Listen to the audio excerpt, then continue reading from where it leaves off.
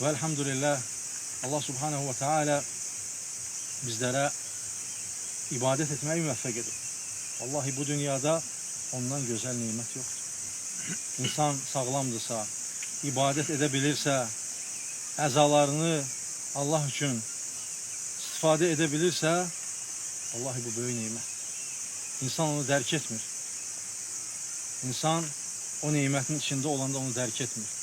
Ancak bilmeliyik ki bize verilen her bir nimet, her bir əzamız Allah tarafından bizlere nimet. Bazen insan hansısa bir organını itirir, hansısa bir əzasında görürsən xələl gelir ve onda artık nimetin qədrini daha da çok bilir.